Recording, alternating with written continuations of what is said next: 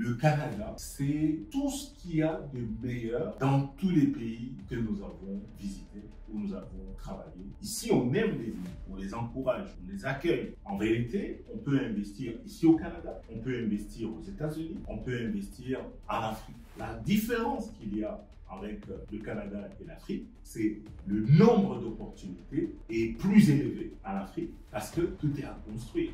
Donc, du coup, si on a des gens peu éduqués ou éduqués quand même qui veulent investir, c'est clair que investir au pays, c'est plutôt la meilleure chose à faire. Depuis quelques années maintenant, le Canada est devenu une terre d'immigration massive pour les Africains. Et comme je vous l'avais annoncé, je suis à présent au Canada, j'ai une formation ce week-end.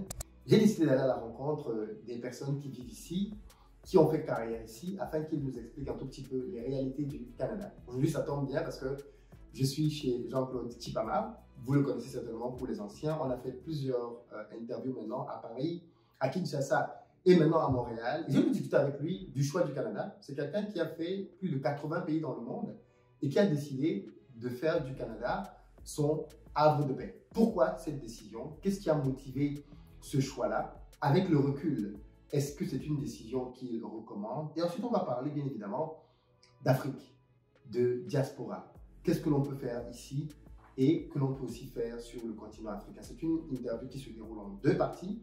Aujourd'hui, la première partie sort, demain, la deuxième partie sort.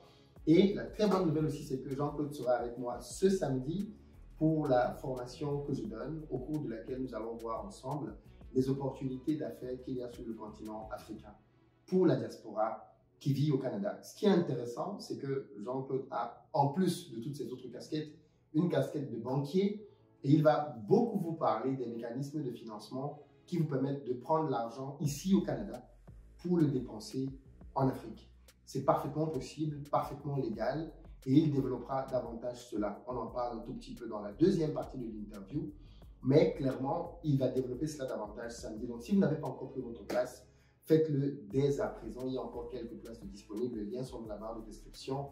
Venez apprendre avec Jean-Claude comment faire pour lever du capital ici et avec moi, comment faire pour le dépenser intelligemment sur le continent africain et dans certains cas de figure sans avoir même besoin de vous déplacer. C'est une formation inédite de laquelle vous ne ressortirez clairement pas comme vous êtes arrivé. Pour les autres, notre challenge continue ce soir. Nous avons fait une première séance très productive hier à 20 h, heure de France. Nous avons notre deuxième journée de challenge aujourd'hui, Objectif Afrique. Et nous avons une dernière soirée demain, 20 h. Donc, si vous n'avez pas encore rejoint le challenge, faites-le. Il est encore possible de vous rattraper en vous inscrivant tout de suite au challenge. C'est un challenge au cours duquel, avec mes équipes, nous vous aidons à lancer très rapidement un business. Donc, venez dans le challenge si, bien évidemment, vous voulez vous aussi propulser rapidement votre business à développer au pays. Je ne vous en dis pas plus, les amis. Allons tout de suite rejoindre Jean-Claude pour notre interview. C'est parti. Bonjour Jean-Claude. Bonjour Philippe. Comment ça va? Excellent. Bon, il fait froid. Il fait froid, c'est violent ici quand même. Parce que... Le Canada rime avec le froid. Ouais. On peut pas venir au Canada et puis... il n'y a pas de plage ici. Ouais, il fait froid. Il fait frais. Ouais. On dit qu'il fait frais. Ouais. Comme on dit bon matin, c'est ça? Bon matin, oui, le matin c'est bon matin, ça va-tu bien? Ça va-tu bien? Ok, d'accord, très bien. Qu'est-ce qui a fait que, parce que je veux qu'on parle un peu du Canada, avant de parler un peu de business, toi tu as beaucoup voyagé. Pour ceux qui ne connaissent pas Jean-Claude, présente-toi sommairement, pour les gens qui ne te connaissent pas. Bon, mon nom est Jean-Claude Tchipama, je suis marié à Mireille et papa de 3 enfants. Je suis entrepreneur, haut cadre d'entreprise, vraiment carrière internationale, beaucoup de pays, tous les continents, que ce soit dans la télé, satellite, banque, divertissement, etc. Donc je suis vraiment quelqu'un à qui a eu une carrière professionnelle assez riche. Ok, et ce qui n'est pas terminé. Oui. pourquoi tu as choisi, parce que je pense que pour toi c'est un choix, pourquoi tu as choisi d'installer ta famille, au moins pendant un certain temps, au Canada? Alors même que tu as fait combien de pays? 83. 83 pays. Oui. Bah, le Canada doit être quand même flatté après avoir fait 83 pays. Pourquoi tu as choisi le Canada pour installer ta famille? Alors, pendant que je travaillais en Haïti en 2008 chez Digicel, il y a eu des troupes, des manifestations, des gens qui revendiquaient, enfin, il y avait des demonstrations, comme on dit en anglais. Et Digicel, donc la direction de Digicel a dit il serait conseillé que tous les expatriés, que leurs familles soient dans les pays autour de Haïti, qu'ils ne restent pas dans le pays. Du coup, donc, nous, notre pays d'origine, c'est loin, loin, loin au Congo. Donc, on s'est dit, où est-ce que nous, on va aller? Aux États-Unis, on avait des amis, mais très, très difficile d'avoir les papiers. Et puis, je tombe sur une amie qui me dit, tiens, il y a un programme au Canada qu'on appelle travailleurs qualifiés. Donc, si ça vous intéresse, bah, regardez, voici les liens, etc. Donc, je regarde sur Internet à l'époque, il y avait la possibilité de faire des vols directs Montréal-Port-au-Prince. J'ai dit, ah, je pense qu'il faut qu'on aille explorer. Dès qu'on arrive ici, ma femme était enceinte, on a croisé un avocat québécois. Il a dit, mais madame, vous êtes enceinte, vous pouvez rester ici. Il y a un programme pour... Il y a un programme pour tout. Il y a un programme pour tout. J'ai dit, alors, c'est Mireille qui est venue ici, en avant. Mireille, c'est ma femme. Elle est venue en avance, donc une semaine avant. Elle est arrivée, premier jour, deuxième jour. Elle a beaucoup voyagé aussi, elle a fait plus de 60 pays. Deuxième jour, ah, comment ça va? Elle dit, moi, j'ai trouvé mon havre de paix. Donc, en fait, le Canada, pour répondre à ta question, c'est tout ce qu'il y a de meilleur dans tous les pays que nous avons visités, où nous avons travaillé, ou habité, etc. Donc, en plus, on parlait français. On parle français à Montréal, donc elle était agréablement surprise. Il faut dire qu'on venait de passer 2 ans, quasiment 2 ans aux États-Unis, à Boston, à Worcester.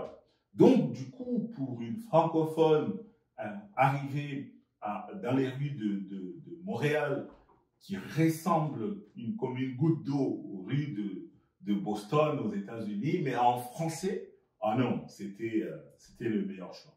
Donc, on a les avantages du point de vue social, du point de vue intégration. Ici, on aime les immigrés. On aime les immigrés. On les encourage, on les accueille. Il y a des plans d'accompagnement, d'intégration. En tout cas, si tu échoues ici, vraiment, alors c'est difficile. Donc, pour toutes ces raisons-là, le Canada, c'est notre havre de paix. Alors, tu viens de dire... À l'exception du froid. Oui, voilà. Parce que difficile de s'adapter, enfin, d'aimer le froid canadien parce qu'il est vraiment très fort. Tu as dit, on aime les immigrés. Mais hier, une amie me disait, on aimait les immigrés. Parce qu'apparemment, le regard commence à changer sur les immigrés. D'ailleurs, apparemment, les politiques d'immigration du Canada se sont beaucoup resserrées ces dernières semaines. Qu'en est-il? Mais c'est tout à fait normal. Parce qu'il y a plusieurs catégories d'immigrés. Il y a les immigrés, qu'on appelle les immigrés économiques. Nous, on est des immigrés économiques. Ça veut dire que tu as un diplôme universitaire, tu parles français, tu parles anglais, tu as une expérience professionnelle dans le domaine pour lequel tu as été à l'école, tu as 35 ans et moins. C'est comme ça qu'à l'époque, nous, on répondait à ces critères-là. Donc, on venait parce qu'il y avait du travail, il y avait de l'activité économique à faire. Et il n'y a pas que cette catégorie d'immigrés. La deuxième catégorie d'immigrés, c'est les étudiants qui viennent, et le Canada, le Québec, souhaitaient que ces jeunes-là qui ont étudié ici restent. Ensuite, il y a une troisième catégorie, c'est les réfugiés.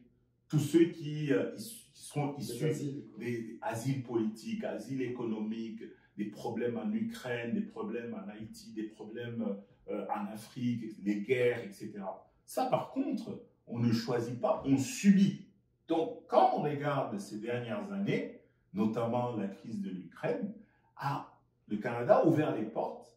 Il y a eu la crise en Syrie, il y a eu l'Irak, il y a eu l'Afghanistan, il y a eu plein de crises dans le monde qui ont fait que il y a eu beaucoup d'immigration, alors que les infrastructures ne se sont pas développées.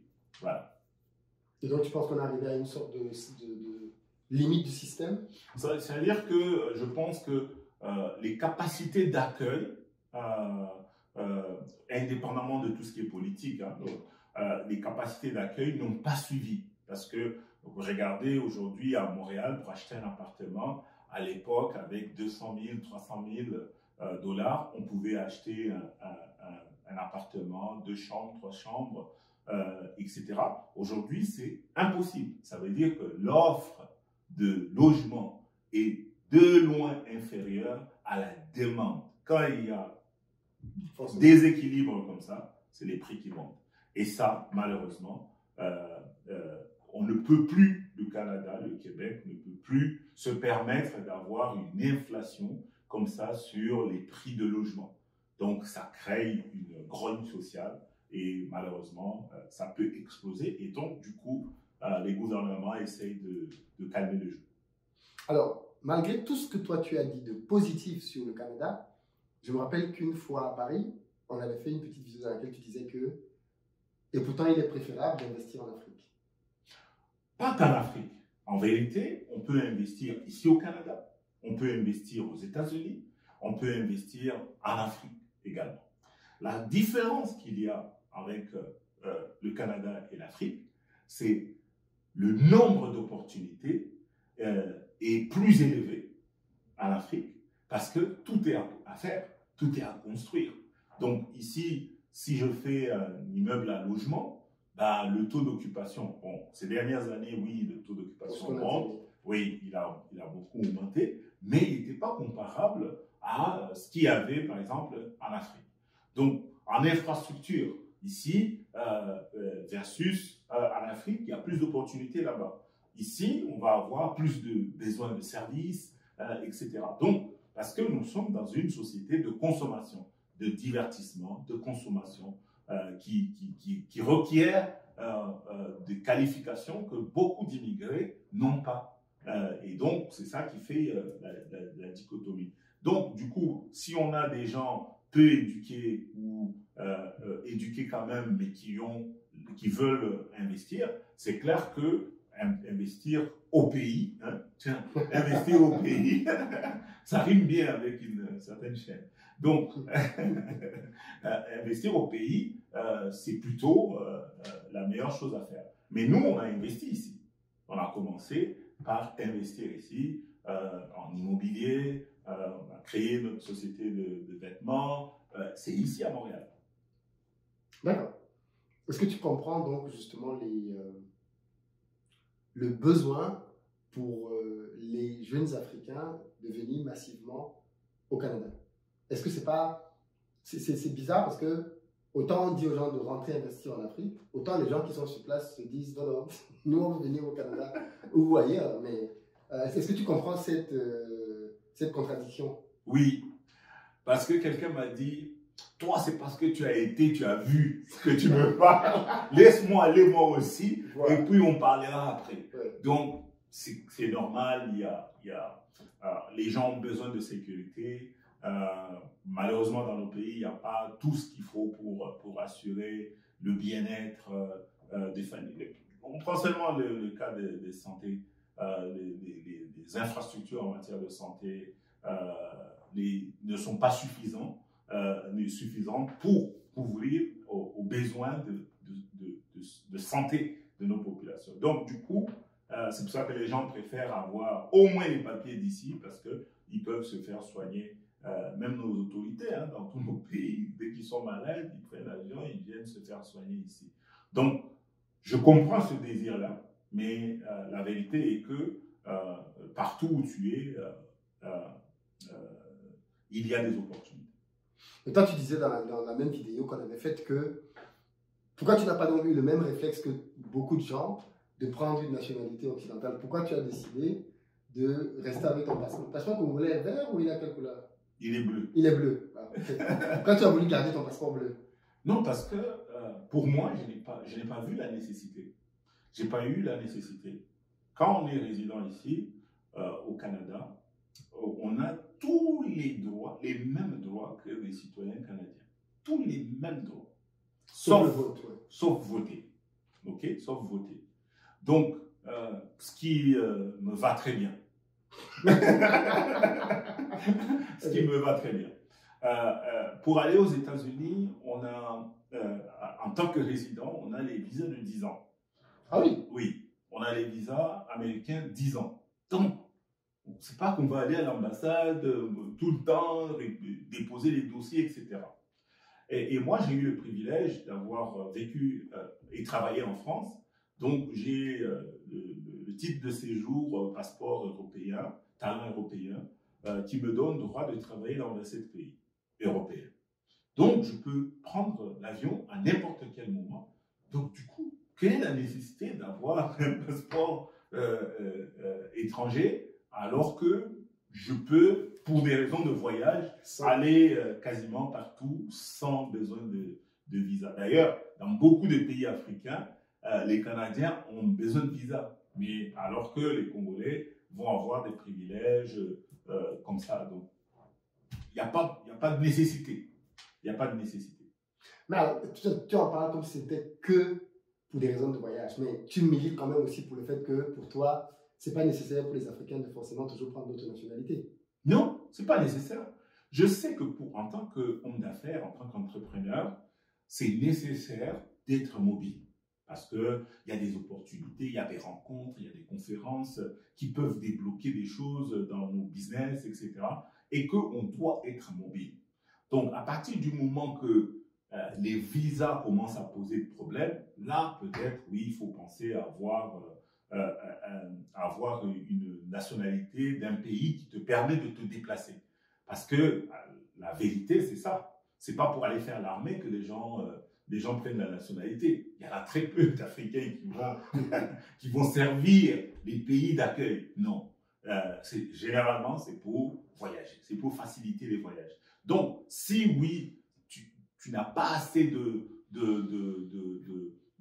raisons par rapport au métier que tu fais, ou tu n'as pas assez de possibilités d'avoir les visas, dans ce cas-là, oui, il n'y a pas de problème de prendre le passeport.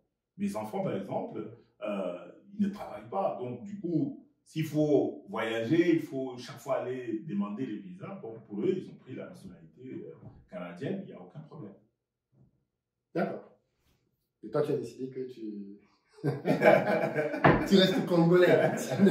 De père et de mère. Et de père et de mère, c'est ça. ça. Est-ce que le Congo fait de la perte de nationalité comme certains pays? Oui, c'est exclusif. La nationalité congolaise est une et exclusive. Donc, à partir du moment où vous prenez une autre nationalité, dans ce cas, vous perdez la nationalité congolaise. Et moi, je n'ai pas envie de perdre la mienne. Mais pourquoi ça semble être le sens quand même de l'évolution. Pourquoi certains pays, comme le Congo, bloquent sur cette question-là, alors que le Congo a une très forte diaspora? Alors, je ne suis pas politique, donc je ne sais pas pour quelles raisons est-ce que c'est comme ça. Peut-être qu'il y a des raisons que nous, on ignore, peut-être des raisons de sécurité, peut-être des raisons de souveraineté, je ne sais pas. En tout cas, je ne me suis jamais penché sur cette question. Ce qui est sûr et certain, c'est que moi, je peux voyager, je peux monter dans un avion et aller partout dans le monde sans avoir à aller passer des heures et remplir des dossiers comme ça, de formulaires pour avoir des visas. Alors toi, tu es implanteur aussi en Afrique, tu travailles là-bas. Est-ce qu'il y a vraiment de l'argent à faire en Afrique ou c'est un mythe? Non, c'est pas un mythe. Moi, je suis banquier. J'ai longtemps été dans la plus grande banque de la RDC. Je suis factuel. Tu as les chiffres. Je vois les comptes. Et qu'est-ce que tu as vu? Un client dans la banque où j'étais avait 86 millions de dollars sur son compte personnel. Et ce n'est pas un homme politique. C'est un homme d'affaires et qui n'est pas le compte de son entreprise. Donc, c'est-à-dire et on voit comment cet argent s'accumule au fil du temps. Donc, il y a vraiment des opportunités à devenir millionnaire. D'ailleurs, l'actuel président, il a promis de donner la possibilité à plusieurs Congolais, même pas que les Congolais, mais en tout cas aux gens, aux opérateurs économiques de devenir millionnaires. Parce que à la taille du pays, tout business qu'on peut lancer, surtout si c'est mass market, il y a la probabilité de devenir millionnaire. Pourquoi, d'après toi, les Congolais ont cette fausse réputation d'être des gens qui ne travaillent pas? Est-ce que c'est parce que c'est un peuple qui aime beaucoup la musique? On nous juge beaucoup à cause de la musique. Donc, c'est-à-dire que beaucoup d'Africains, beaucoup de pays ne connaissent les Congolais que pour la musique. Ouais. Et donc, par conséquent, ils pensent que tous les 100 millions de gens qu'il y a au Congo, c'est des danseurs, c'est des sapeurs, etc. D'ailleurs, on oublie que beaucoup d'équipes nationales et européennes sont constituées de footballeurs congolais. C'est vrai. Ouais. Donc, on pense à la Belgique, mais il n'y a pas que la Belgique. Oui, il n'y a pas que la Belgique. En France, Makelele, il y avait Steve Mandanda, il y a pas mal de joueurs comme ça, congolais, mais qui ne sont pas connus comme des joueurs congolais. On pense que c'est des Africains, parce que voilà, le marketing du pays n'a pas bien fonctionné à une certaine époque. Donc aujourd'hui, oui, les lunettes que les gens portent, nous regardent avec, c'est celles de la musique. Et donc, on pense que au Congo, il n'y a que des musiciens, il n'y a que des danseurs. Malheureusement. Mais toi qui as alors qu'on a des vrais bosseurs. Moi, j'ai travaillé pendant 8 ans chez Celtel à l'époque, qui est devenu RTL aujourd'hui. À l'époque, nous, les Congolais, étaient des managers congolais, allaient dans tous les pays. Au Gabon, on a eu des DG congolais. Au Malawi, on a eu au Burkina Faso, au Tchad, on a eu en Côte d'Ivoire, même chez Canal+. Moi, j'ai exporté énormément de talents congolais. Des gens qui sont dans des pays comme la Côte d'Ivoire, comme au Niger, comme au Cameroun, comme en France. En France, on a exporté des gens qualifiés en France, y compris. Donc, ça veut dire que nous sommes un pays qui est juste méconnu. Malgré sa taille. Malgré sa taille. Les seules choses qu'on connaît de la RDC, c'est minerais et sa musique. Et la guerre. Et la guerre, malheureusement. Donc, tout le reste est passé sous silence. Moi, j'étais récemment à RDC et j'ai eu le sentiment qu'il y a un gros boulevard dans le domaine de la transformation parce que peu de choses sont transformées sur place. Oui. Pour un industriel, ingénieur industriel comme toi, c'est une opportunité extraordinaire. Moi, j'ai reçu une délégation en 2021, gouvernementale de plusieurs pays, Ouganda, Kenya, Afrique du Sud. Il y avait pas mal de représentants. En fait, on préparait la mission économique de décembre 2021. Et là, en avance, en préparation, des ministres de commerce, d'agriculture et d'industrie des pays, de plusieurs pays sont venus passer du temps en RDC. Donc, on a eu le temps d'aller sur le terrain, au marché, d'aller dans les supermarchés, pour se rendre compte que 90, 95, 98% des produits qui étaient vendus, donc consommés au pays, étaient tous importés. Tous importés. Donc, ça veut dire quoi? C'est une mauvaise nouvelle, oui, mais c'est une excellente nouvelle parce que derrière, c'est une opportunité. Une opportunité de transformation, de commencer des petites industries, transformation d'eau, transformation de fruits en jus, transformation de tomates, etc. Et tout. Donc, il y a beaucoup de choses à transformer dans le pays. C'est donc une vraie opportunité. Quand on est dans la diaspora ici au Canada, Qu'est-ce qu'on peut apporter dans nos pays? D'abord, la connaissance, l'éducation. Vous savez, les gens sont bien formés. Ici, il y a des grandes écoles. Moi, j'ai eu le privilège de faire une maîtrise à HEC et l'université McGill. C'est des références ici. Ils fabriquent l'élite du Canada. Donc, beaucoup d'Africains ont le privilège d'aller à Polytechnique, d'aller à l'université de Sherbrooke, d'aller dans toutes les universités ici au Québec, au Canada en général. Donc, il y a de la connaissance, il y a de l'expertise. Et ça c'est quelque chose qui est demandé, qui est souhaité.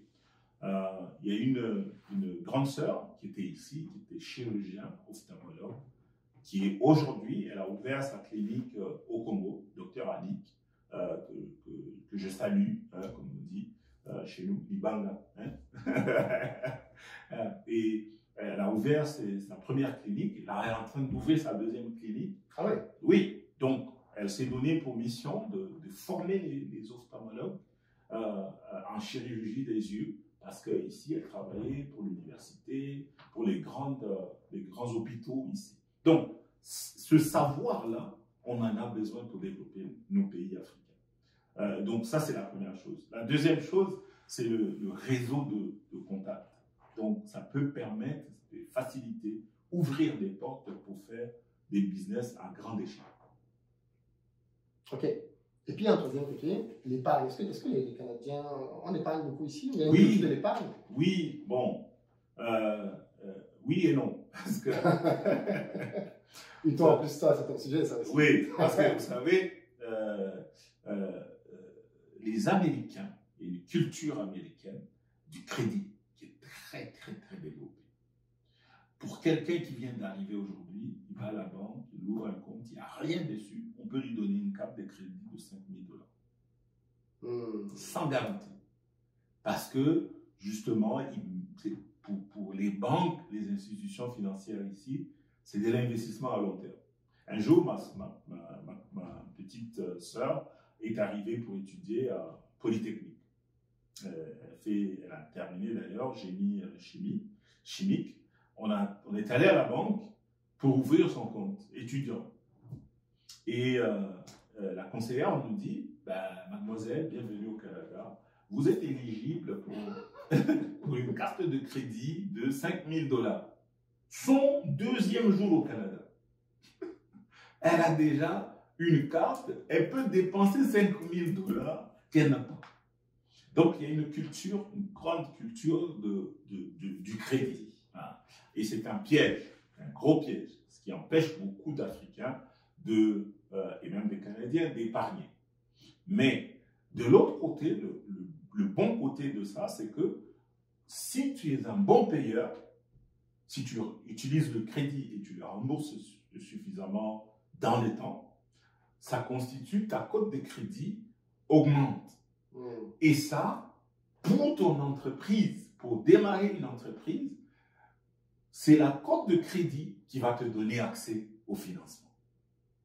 Jusqu'à 100 000 $ garantis par une assurance fédérale. Donc, vous voyez, donc ça veut dire que personne ne peut dire « j'ai pas d'argent ici au Canada pour commencer un business ». J'ai dit personne. Si quelqu'un te dit « Philippe, moi j'ai pas les moyens pour démarrer », on va regarder son crédit. Ça veut dire qu'il a tout gâté. C'est son crédit qui est mauvais. Parce qu'ici, si ton crédit est bon, qui est très différent de l'Europe, qui est très différent de l'Afrique, donc sur la base de ton crédit, on peut... C'est la notion de crédit score des Américains. C'est ça, c'est Credit Union avec TransUnion, enfin c'est les mêmes systèmes. Ouais.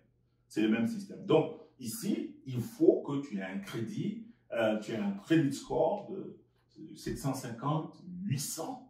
Donc là, n'importe quel prêt que tu veux prendre, on te donne. Ouais, donc du coup, contrairement à d'autres pays en Amérique du Nord, il faut prendre du crédit, il faut commencer même très tôt. Il faut commencer très tôt. Ouais. Il faut commencer tôt. Le crédit est accessible. Comme Mireille a démarré sa société de vêtements, Elle a eu accès tout de suite au crédit. 3 produits qui ont été proposés tout de suite. Une marge de crédit, tout de suite, un crédit amortissable, et puis ce qu'ils appellent accéder. Ça veut dire que c'est un crédit qui peut être remboursé sur 1 an, 2 ans, 3 ans, sans intérêt. Il est sans intérêt. Donc il y a un petit frais de dossier parce que c'est un programme fédéral.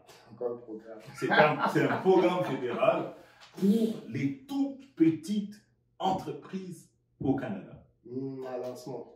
Donc, ils veulent absolument propulser les jeunes, surtout dans la fabrication, dans la production, dans la transformation. Là, ma femme, à un moment donné, on a compté les programmes et était éligible à plus de 27 programmes. Elle était immigrée, était noire, était femme, était dans l'industrie de la transformation, dans la fabrication. Enfin, il y avait tout un tas de critères. Elle cochait.